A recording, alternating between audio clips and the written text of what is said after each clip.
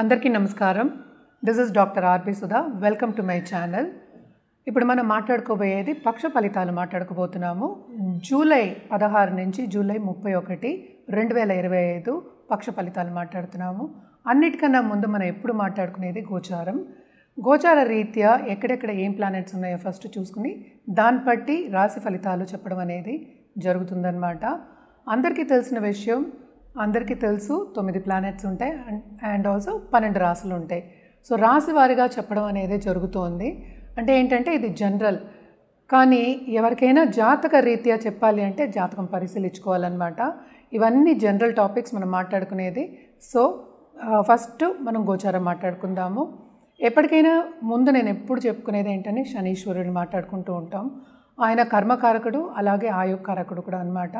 ఆయన 13 జూలైకి రిట్రోగ్రేషన్కి వెళ్ళారనమాట. And also మనం మాట్లాడుకునేది 16 జూలై నుంచి. సో రిట్రోగ్రేషన్లోనే ఉన్నారు ఆయన. తర్వాత మనం చూసాము అంటే శుక్రుడు ప్రస్తుతం వృషభంలో ఉన్నారు. ఇంకో మాట మర్చిపోయాను, శని అందరికీ తెలుసు మీనంలో ఉన్నారు. మీనంలోనే రిట్రోగ్రేషన్ అయ్యారనమాట. శుక్రుడేమో మనకి వృషభంలో ఉన్నారు. అక్కడే ఆయన 26 జూలై జెమిని అంటే మిథునానికి వెళ్తున్నారనమాట. మిథునంలో ప్రస్తుతం మనకి గురు గ్రహం అలాగే సన్ కూడా ఉన్నారు.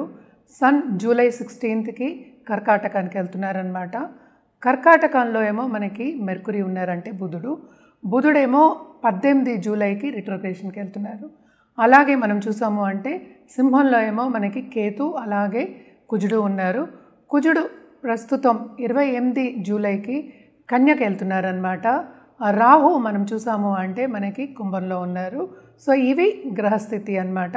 అన్నీ చెప్పుకున్నాం మనం. కానీ మోస్ట్ ఇంపార్టెంట్ ఈ పక్ష ఫలితాల్లో ఏంటంటే శని రిట్రోగ్రేషన్ ఒకటి, అలాగే మెర్కురీ రిట్రోగ్రేషన్ కూడా అవుతోందన్నమాట.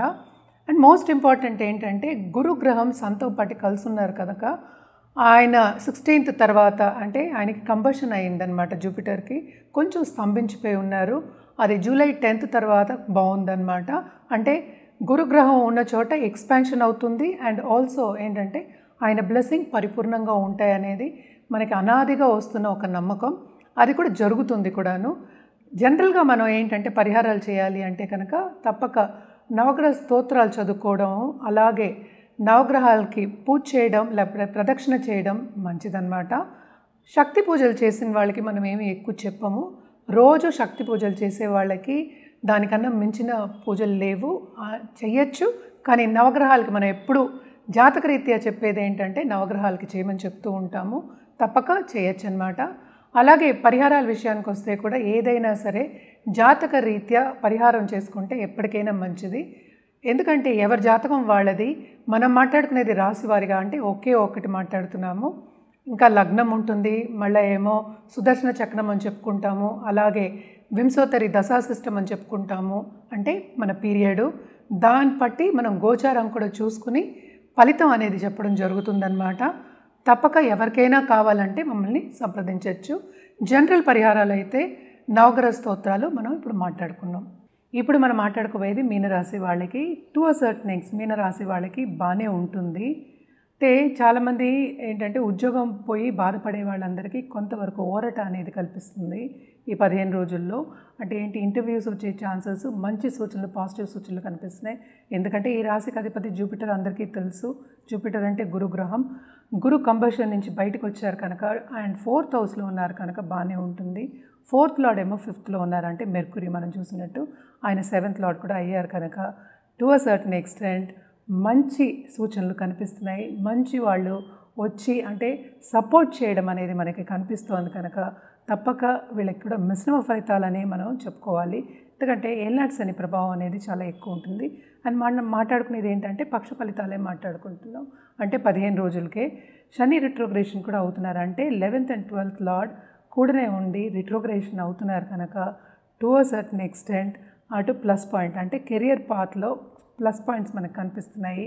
అండ్ ఆల్సో మనం చూసాము అంటే ట్రావెలింగ్ ఇండస్ట్రీలో, టూరిజం ఇండస్ట్రీలో ఉన్న వాళ్ళకి తప్పక ఏంటంటే రాబడి అనేది ఉంటుంది. మంచి సూచనలు కనిపిస్తున్నాయి అన్నమాట. అటు ఏలినాటి శని ప్రభావం తప్పక ఉంటుంది. అంటే ఏంటి, ఏదైనా శ్రమ పడిందే మనకి రాదు. వీళ్ళకి ఏంటంటే 1కి 2 సార్లు శ్రమ పడితే కానీ, ఏదైనా శ్రమ పడితే కానీ, ముందుకెళ్తే కానీ అంటే 2 సార్లు ముందుకెళ్ళాలి అంటే 2 సార్లు చేస్తే తప్పక ఫలితం అనేది కనిపిస్తుంది. అంటే హార్డ్ వర్క్కి తప్పక శని బ్లెస్సింగ్ అనేది కొంచెం ఎక్కువ ఉంటుంది. సో తప్పక హార్డ్ వర్క్ అనేది మీకు ఎక్కువ కనిపిస్తుంది ఈ 15 రోజుల్లో. ఎస్పెషలీ స్టూడెంట్స్ మనం చూసాము అంటే తప్పక హార్డ్ వర్క్ చేయవలసిందే. అండ్ ఆల్సో ఎవరైనా కాంపిటేటివ్ ఎగ్జామ్స్ రాయాలి, లేకపోతే గవర్నమెంట్ రంగంలో వెళ్ళాలి అనుకున్న వాళ్ళందరికీ కూడా తప్పక హార్డ్ వర్క్ చేయవలసిందే. శ్రమ అనేది చాలా చాలా ఎక్కువ అనిపిస్తోంది. అండ్ ఆల్సో శ్రమకి తగిన ఫలితం అనేది అంత ఈజీగా రాదనమాట. అందుకని నేనంటే హార్డ్ వర్క్ అని చెప్తున్నాను. సో తప్పక ట్రావెలింగ్ టూరిజం ఇండస్ట్రీ, అలాగే ఏంటంటే హోటల్ ఇండస్ట్రీ వాళ్ళకి చాలా బాగుంటుంది. సర్వీస్ ఇండస్ట్రీ నేను జనరల్గా చెప్పేది చాలా చాలా బాగుంటుందన్నమాట. ఏలినాటి శని ప్రభావం ఉంది కనుక కుటుంబంలో కొంతవరకు కలహాలు వచ్చే ఛాన్సెస్ ఎక్కువ కనిపిస్తున్నాయి. అండ్ ఆల్సో కొత్తగా పెళ్ళైన వాళ్ళకి డిసగ్రిమెంట్స్ వచ్చే ఛాన్సెస్ అండ్ ఆల్సో ఎడబాటు వచ్చే ఛాన్సెస్ కనిపిస్తున్నాయి. తప్పక వీళ్ళకి కోర్ట్ కేసెస్ అయ్యే ఛాన్సెస్, కోర్ట్ మెట్లు ఎక్కే ఛాన్సెస్ కూడా మనం ఎప్పటి నుంచో మాట్లాడుకుంటున్నాం. ఈ 15 రోజుల్లో కొంతవరకు ఆర్గ్యుమెంట్స్, డిసగ్రిమెంట్స్ అయ్యే ఛాన్సెస్ ఎక్కువ కనిపిస్తున్నాయి. లవ్ రిలేషన్షిప్ కూడా కొంతవరకు బాగానే ఉంటుంది, కానీ towards end of this month వాళ్ళకు కూడా కొన్ని విభేదాలు వచ్చే ఛాన్సెస్ కనిపిస్తున్నాయి. ఏదైనా సరే ఆటంకాలు ఎక్కువ ఉన్నాయి అండ్ పరిహారాలు వీళ్ళు తప్పక చేయవలసిందే.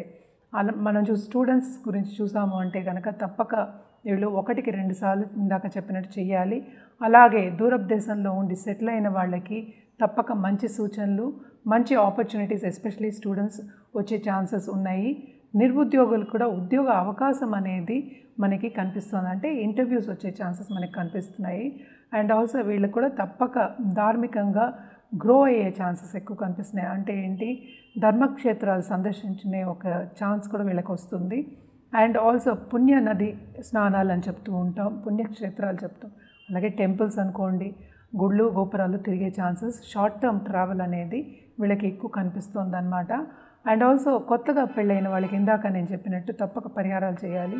కోపతాపాలకు వెళ్లకుండా సన్నిహితంగా ఉండడం, అలాగే కొంచెం మధ్యవర్తిని తీసుకొచ్చి మాట్లాడిచ్చి జాగ్రత్తగా మసులుకోవడం అనేది మంచిదన్నమాట.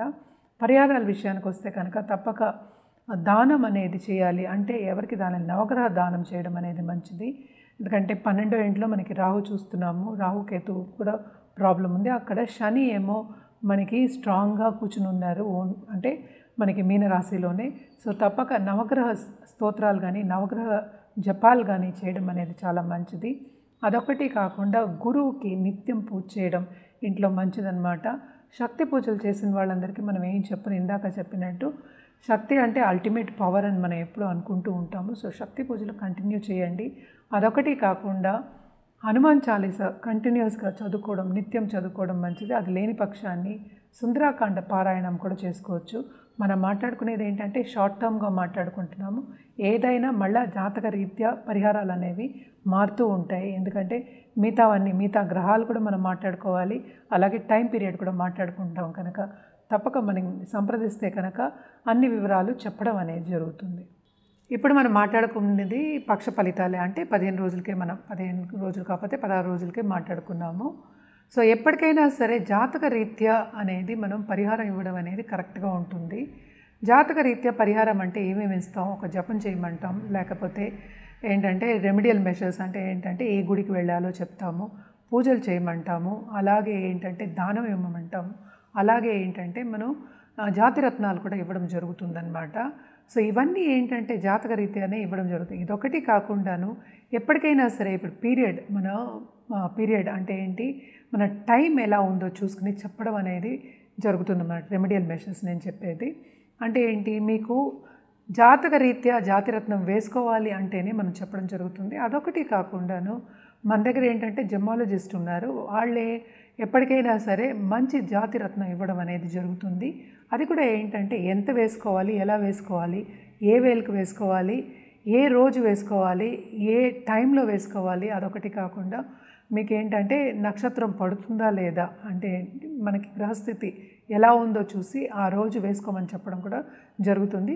సర్టిఫైడ్ జెమ్స్ ఇవ్వడం అనేది జరుగుతుంది. ఎప్పటికైనా షార్ట్ టర్మ్ మనం మాట్లాడుకున్నప్పుడు మనం జనరల్గా మాట్లాడుకుంటాం, అంటే ఏంటి రాశి బట్టి మనం మాట్లాడుకోగలుగుతాం. సో రాశి అనేది చాలామంది ఒక రాశిలో ఉంటూనే ఉంటారు. జాతకం అనేది మనం 9 గ్రహాలని పరిగణిస్తాము. అదొకటి కాకుండాను మన లగ్నం అనేది చూసుకోవాల్సి వస్తుంది. దాని టైం పీరియడ్ అంటే దశా సిస్టమ్ కూడా చూస్తాం. దశ ఏం జరుగుతోంది, పీరియడ్ ఏం జరుగుతోంది చూసి గోచార రీత్యా గోచారం కూడా మనం కంపేర్ చేసుకుని ఒక రెమెడియల్ మెషర్స్ ఇవ్వడం అనేది జరుగుతుందన్నమాట. ఎప్పటికైనా సరే ఇవన్నీ జనరల్ పరిహారాలు మనం చెప్పేది. మీ జాతక రీత్యా ఇచ్చిన పరిహారం అనేది మీకు సూటబుల్ అనేది మీరు గుర్తుపెట్టుకోవాలి. అది ఎప్పటికైనా సరే మీకు ముందుకు తీసుకెళ్తుంది. అదొకటి కాకుండాను సక్సెస్, మీ లైఫ్ సక్సెస్ అవ్వడానికి మీరు ఏం గోల్ కావాలి అనుకుంటున్నారో అది సాధించడానికి కరెక్ట్గా ఉంటుందన్నమాట. సో తప్పక జాతకం పరిశీలించుకున్న తర్వాతే, అందరికీ ఇది సూచన, జాతకం పరిశీలించిన తర్వాతే ఒక జాతిరత్నం వేసుకోవడం అనేది మంచిది. ఎందుకంటే ఎప్పటికైనా నాకు ఫోన్ కాల్స్ వస్తూ ఉంటాయి అన్నమాట. నాది ఈ రాశి, నాదేమో ఇది పేరు, ఈ పేరు మీద ఏంటి జాతిరత్నం వేసుకోవాలని అడుగుతూ ఉంటారు. పేరు అనేది ఏంటంటే కామన్, లెటర్స్ అనేది కామన్.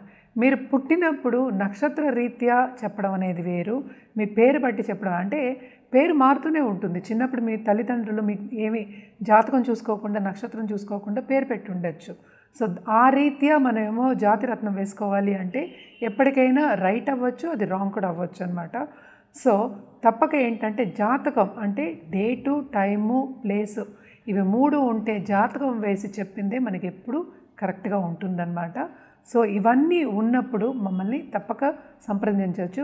కింద ఇచ్చే ఈమెయిల్ ఐడి అలాగే నంబర్కి సంప్రదిస్తే అన్ని వివరాలు చెప్పడం జరుగుతుంది.